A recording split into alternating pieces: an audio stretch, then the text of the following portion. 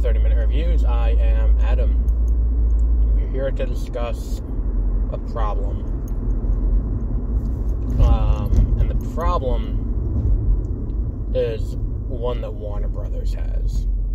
It's been a rough week or two for Warner Brothers. And here's the thing. I think that two of the main issues are completely unrelated because one is related to the merger. Although I think it could theoretically have something to do with the other problem. So the first thing is Warner Brothers was fired. Like everyone at Warner Brothers has been fired, basically. Every higher up. Studio head of Warner Brothers, Aaron Sarnoff is out. The head of HBO Max is out. The HR generalist is out. The general counsel for Warner Brothers is out. Like, all of these people in key roles, CFO, CEO of Warner Media, everyone is out and completely replaced. And it will be replaced with new people following this, thing that's going on here. And, the question that, kind of exists is, well, why? Why is this happening? What is with this? Why the fuck are you running down the middle of the road, you dumb twat? This woman's literally running down the middle of the road on a 2-lane road. I'm like, what the fuck are you doing? Anyway, Warner Bros. Has this huge thing going on right now because of the Warner Media Discovery merger, and then spinning off Warner Media Discovery into its own company, and, they're cleaning house as a result, which kind of makes sense if you think about it. But then came the Ezra Miller issue. And the Ezra Miller issue is probably a little more, what's what I'm looking for here? It's a little more complex than it needs to be. Now let's start with the basics. Ezra Miller is kind of a staple at Warner Brothers. I believe Perks of Being a Wallflower was a Warner Brothers property. I believe that, what's it called? I believe that, what's the other one that was a big one? Perks of Being a Wallflower. Then he was in, Batman v Superman, Justice League. And then he was in, there was another one after that.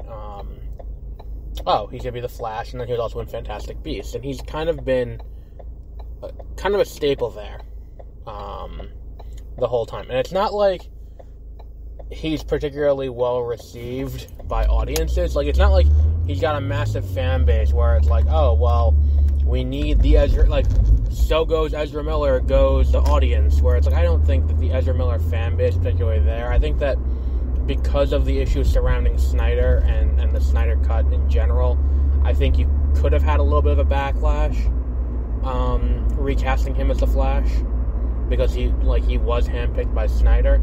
But at the same time, I feel like there's a lot more to this story than we will ever know, or we do presently know. I think there's a day where, we hit the point where, they released the documents about the Kennedy assassination regarding what went on in this time, but I don't think that's going to be anytime soon. Now, looking at, what's going on here, the big thing is, he has these issues off screen, where he has had multiple physical altercations with people, assaulted a fan at one point at an event in, Iceland. He had an issue where he, and then recently, arrest and restraining order, for his issues with, a couple. I'm saying issues and that feels dismissive, but, he repeatedly threatened them, as a situation. And, look, these are all problems that stem from whatever's going on, and these are long-standing problems. Then came today's meeting at Warner Brothers, the emergency meeting, or if the meeting didn't happen today, the reporting of the emergency meeting that happened at Warner Brothers that came out today. Now, here's the thing. The meeting was about what do they do about Ezra Miller? How do they solve a problem like Ezra Miller, which as soon as I saw the story and I decided I was going to talk about this, I decided it was going to be the title of this episode. So that was the big, sticking point, is how do we handle this problem? Because Ezra Miller's, we can't, I don't know why they can't just fire him. At this point, because the Flash movie's already coming, and I think part of it is, the Flash, the Flash movie has been in development since, if you have your windows tinted, why the fuck are you putting an ad for your business in your window? That is and you don't have a rear license plate? Motherfucker, what the fuck is wrong with you? Anyway, this asshole on a Ford Super Duty next to me. Looking at this broadly and being well, here's all the problems that we have over the course of this, over the course of this production and over the course of this, it's they did sink a lot of money.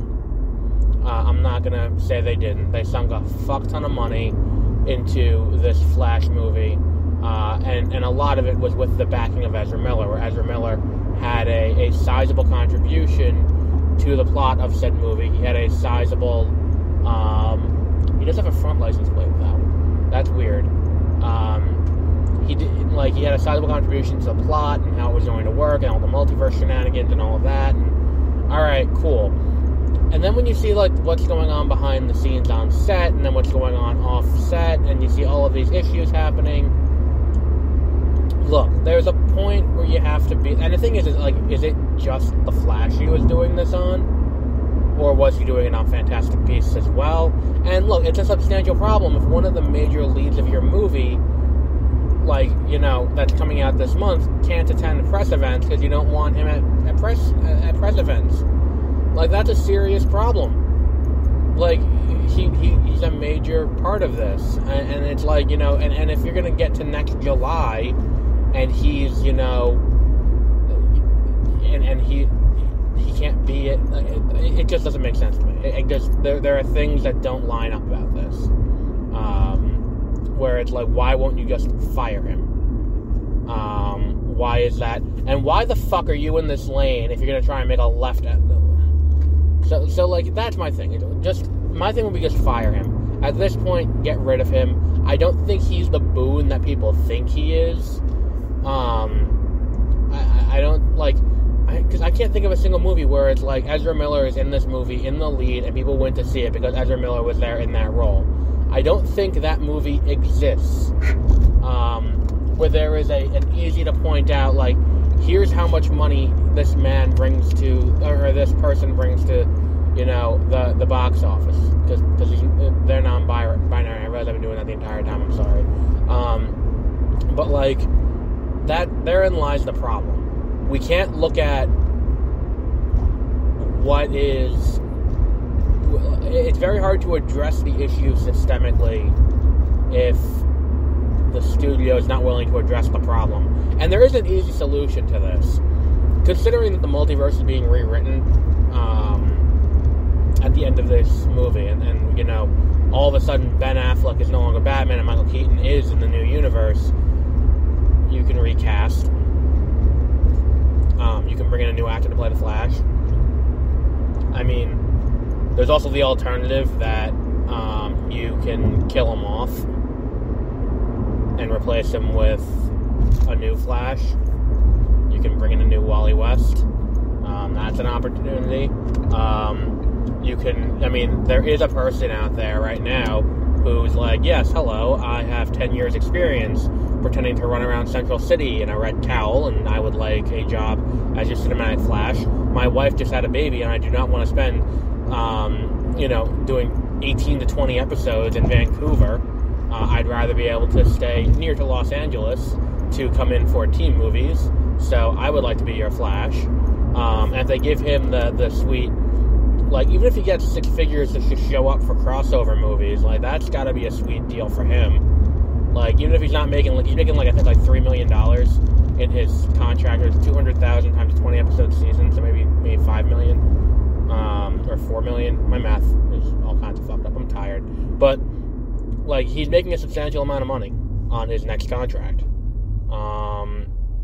And I don't think that Yeah, it's $4 million in his next contract. But if he's making $4 million in his next contract, if he makes $600,000, if he makes as much as Chris Evans made in the first Avengers movie to show up on a theatrical level, I mean, that's it. And then you'll get people who will watch The Flash. It's like, oh, Grant's showing up. I feel like that's kind of a solution to this problem. Like, you know, bring in Grant and just be like, oh, now he looks like this. And at that point, the show will have began and ended its run, because I do not foresee a world in which they're paying this much money for the lead, and then, like, you get back, like, some of the supporting cast, and it's like, you have all of that kind of happening, but you're not gonna bring, like, I don't see a season 9 coming into the world, considering everything that's going on here. Or season 10, I'm sorry. I don't think they get the 10th season. I think they get to season 9, and then that's it. I mean, it's possible. I mean, Supernatural went on 15 years. But I think it's possible the show just ends with season 9, and then that's the end of it. I certainly hope so. I feel like the show has definitely run its course. But if they bring him in, and they use him just for crossovers, I think that would be a good use of it. That would be the best way to handle it, I think. And then you don't have to work, like, I think that's the thing. It's like, we have the show exists, and the show kind of fleshes out who the Reverse Flag is and all that. Like, nothing would make me happier than to go and see the Flash movie. First of all, to go and see the Flash movie next July, and see that the movie actually exists, because I still am not 100% committed to the fact that this movie is in fact ever going to come out in my lifetime. But if the movie comes out next year, and it is, you know, and it is released in theaters, and I am able to watch it, I would like to see Thawne show up and put a vibrating hand through his chest. That would be the best way to handle this movie, I think. And it's the thing with Ezra Miller is that he's always had such weird decisions that it's like, well, why do we keep bringing him in? Like, why is that thing? Where it's like, what's the point of continuing to indulge this nonsensical behavior? What the fuck are we doing this for? And it's like, well, why bother? I think it's a question that needs to be asked. And really, there is no good answer. Like, you can't look at this movie and be like, well, you know, why is this happening? And I feel like this is going to end up the Morbius treatment, where it's like, we're just going to dump it out, hope for the best, and call it a day, and then be done with it. And then it's like, well, you know, for Morbius, it's one thing, because Morbius is, like, you know, Morbius. Like, I don't think Morbius has the fan base, or, you know, 9 seasons of a TV show in the 90s, and, you know, hundreds and hundreds of comic book issues. Like, he's not the Flash. Like, I think, like, the Flash, he's not the Trinity of Batman, Superman, Wonder Woman, but I think if you saw a Justice League team that didn't have a Flash, if not Barry Allen and Jay Garrick or Wally West or any number of other iterations of the Flash, or even, like, Avery Ho, who's there now, and, you know, like, if there wasn't a Flash, you'd be like, oh, something feels off about this. And I feel like that's something that's going to come and bite them in the ass, if I'm being completely honest. I think there's going to come a point where they got to accept the fact that there needs to be a new, you know, there needs to be a new, what's the one I'm looking for here? Like, I don't know. I mean, I feel like I'm talking in circles, but, like, they need to change something. And I feel like, you know, this Flash movie is shaping up to not be good, because now Warner Bros. Is in a situation where they feel like they have to change things. And part of the problem is, I mean, look, the inability to act on this, I feel like, stems from the fact that they're in this situation where, you know, like, I've said it before, that auteur theory is complete bullshit, and it's completely designed to be like, you know, director is king, and look at all of these other people who, you know, certain creatives get all the creative freedom to do whatever they want, and we will do it because they're making high art, and it's okay. So, like, Jared Leto, send the dead animals and used condoms to your co-stars. That's not creepy. Do it, because it's gonna make a better movie, even though everyone hated his Joker. And then, like, every iteration of the Joker besides that has been better received. and didn't send dead animals to his castmates. Like, and then on Morbius, great, you managed to make Morbius, but you were in the crutches for like 10 minutes, if that, in the movie, and you had to stay in the crutches for the duration of the shoot when you were in those scenes, adding like 2 hours onto the shoot days. Like, cool.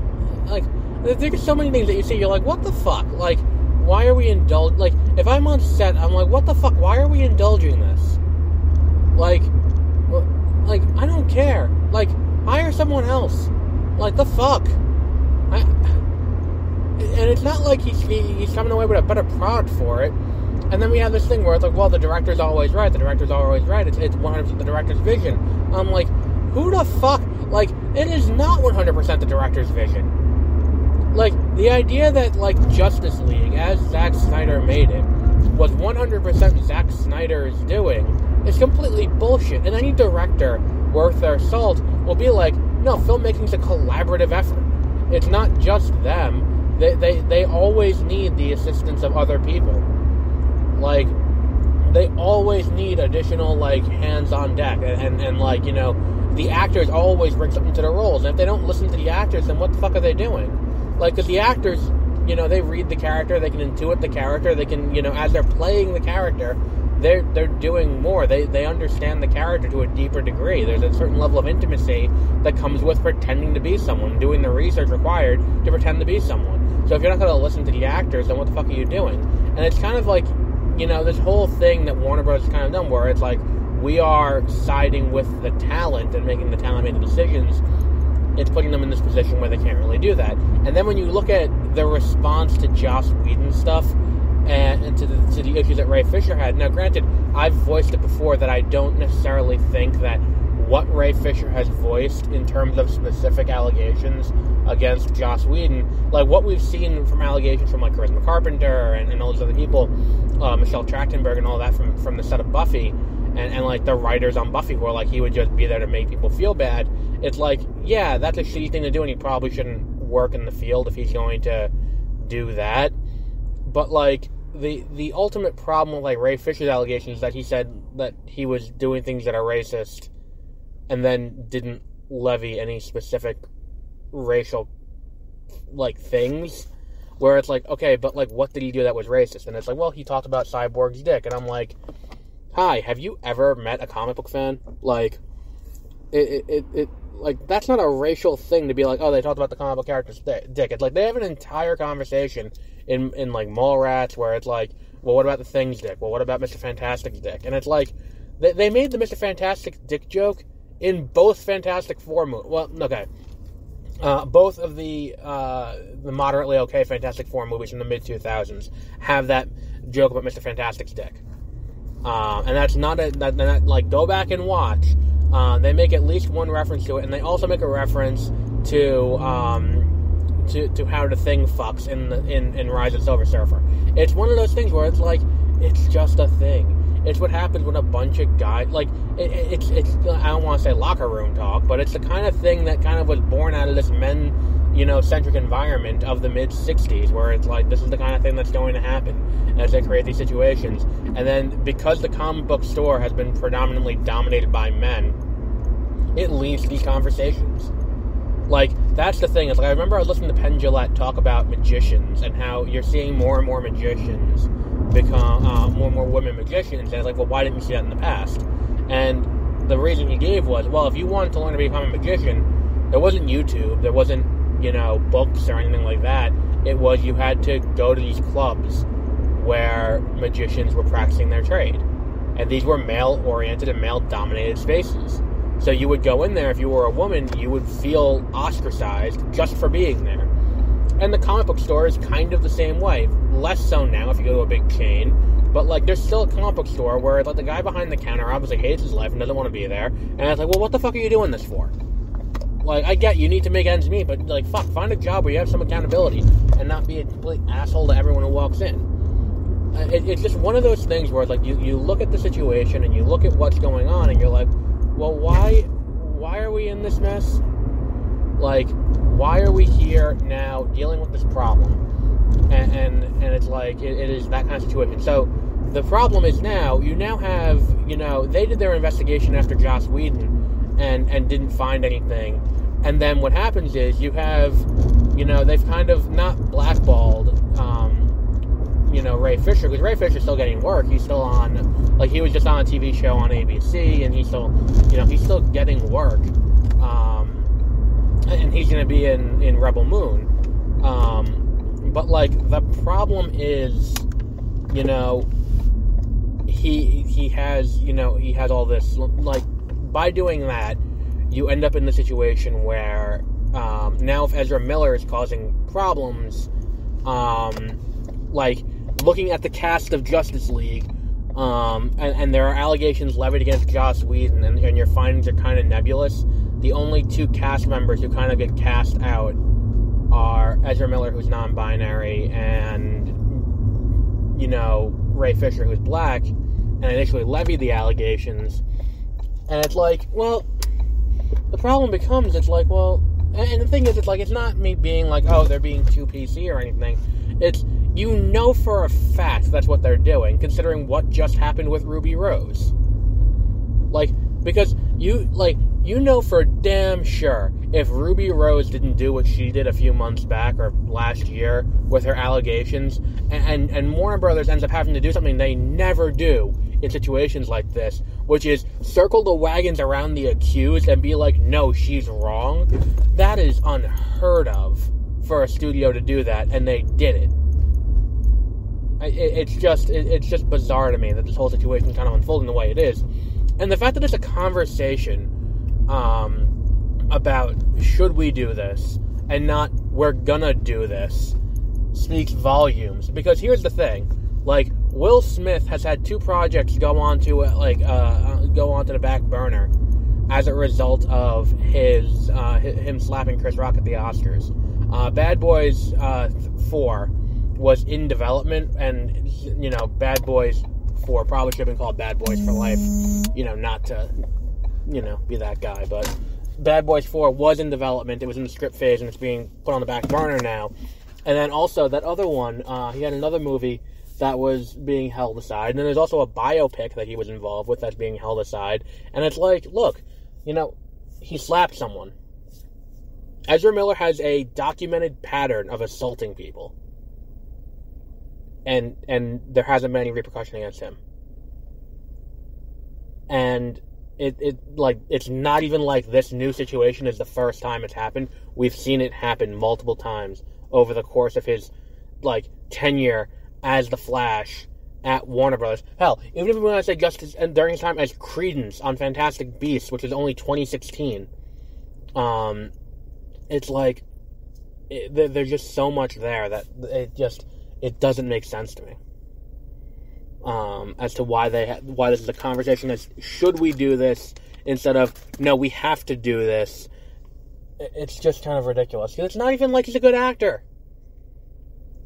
It's not it's fucking Willem Dafoe or if Ben Affleck was like this, I'd be well, they're giving him a little bit of space because Ben Affleck is Ben Affleck. Ezra Miller is not Ben Affleck. Ezra Miller is not Brad Pitt. And by all accounts, both those people are very good to work with. It's not it's one of those things where, who the fuck does he think he is to be here, oh, well, I'm in charge, and we're going to do what I want. It's well, fuck you. It's just baffling to me. I don't know. I feel like they need to rework at Warner Brothers. They need to retool how they're going to do things. They need to deeply consider where they go in the future, and they need to do a better job. Because look, here's the thing. I don't think that what Ezra Miller is doing off stage is going to impact the box office of The Flash. That's, I think, the only reason why this isn't happening. The decision to fire him hasn't happened. Where they're at this point, they can probably deepfake someone onto his face, or reshoot all of his scenes with someone else. They have a full year.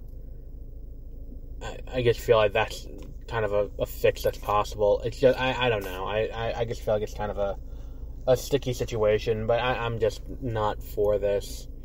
I'm not for him continuing to be in movies. Like, you know, and be in movies I'm looking forward to as well.